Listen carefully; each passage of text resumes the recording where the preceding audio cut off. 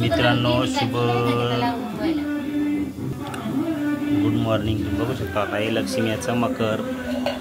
मी एक मजबूत अंबुजा कंपनीचे सिमेंट, हे अंबुजा कंपनीचं पाईप आणि हे एल्बो आणलेले आहेत. आता मी एल्बो पासून आमच्या घरी असं छानपैकी आता मकर बनवलेलं आहे. त्याला काढून पण धुता येते बघा.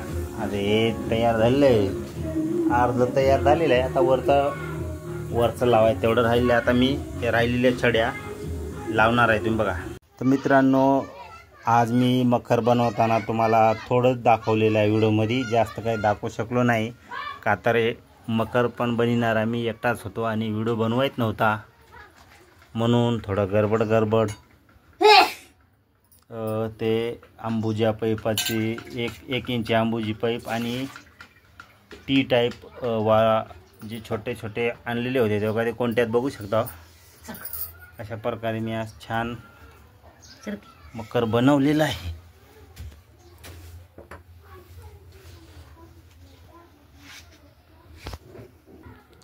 तर बघा तुम्ही, आता ही सजावट केलेली आहे. मी जसं जमल तसं मी सजावट केलेली आहे. आणि इकडे दिवा चालू आहे. आता त्यात 5 राशी ठेवलेली आहे. एक मुगाची डाळ, तुरीची डाळ, त्याच्यामध्ये गहू, जुनी ज्वारी आणि तांदूळ. तर अशा लक्ष्मी आमच्या बसलेल्या आहेत. आता संध्याकाळी 7-8 वाजता पूजन करून नंतर जेवायचं आणि उद्या सकाळी गाठी, मस्तपैकी गाठी म्हणजे हरळी, आगाडा, देवडांगराचं फूल, सीताफळाचं पान, तुरीचा पाला, असं बरंच काय असते.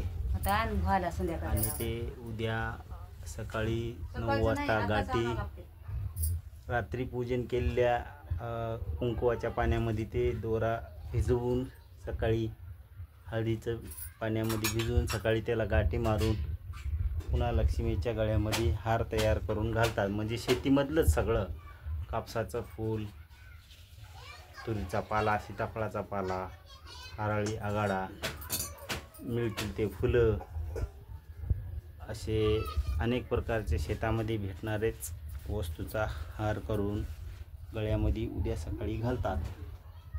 तर बघा, हे मकराचे नळ्या तुम्हाला दिसत आहेत. छानपैकी जास्त न खर्च करता, मोठा असो कोणी असो, जास्तीत जास्त या अशा छोट्या पाईपाचं मकर करून 1000 रुपयामध्ये तयार होत आहे. तरी मी ज्याला कोणाला मकर घ्यायचं त्याने हीच पद्धत वापरावी. का तर कुठं ठेवायला पण अडचण नाही आणि जर फुटली एखादी नळी तरी अडचण नाही, का तर आणू शकता हो तुम्ही. त्याच्यामुळं हे बघा,